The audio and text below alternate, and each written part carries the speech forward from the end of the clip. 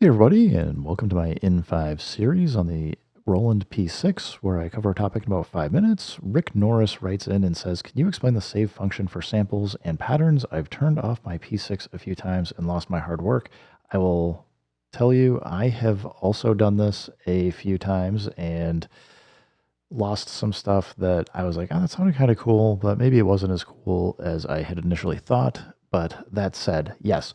So the only thing that is going to be saved by default, if you do not do the right command, which we'll get into in a second, is if you record a sample into one of your pads across any of the banks.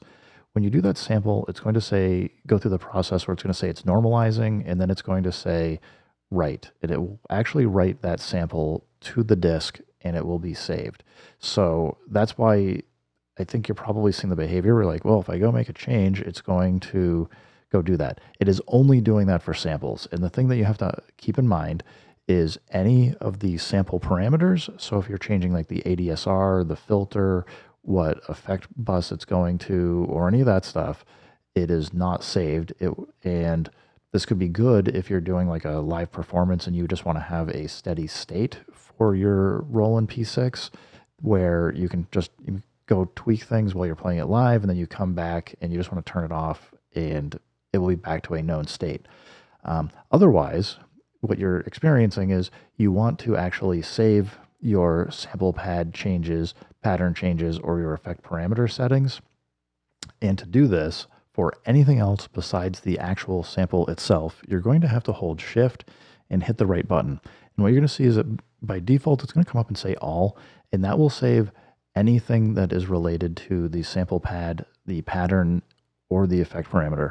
If you go change the value knob though, you can see you can like select pad. You can write out for a specific pad, I want to save this specific pad settings for, if you're adjusting pitch, ADSR, or whatever, it will save that. You also have on the pad all, this will go through and save every single across all the pads. It will save all of the parameter changes that you've made for all of the pads. Similarly, we've got pattern. If you want to save a single specific pattern, you just want to go in and select the pattern here, and then it will, once you hit the enter button here, it will write that out for that pattern. You've also got pattern all, which will go save every single pattern, so you don't have to think about that. And finally, effect, which is going to just save whatever you have for your parameter settings across your control knobs for the different effects, so that you can just have those written out. And then again, you'll just have a known state.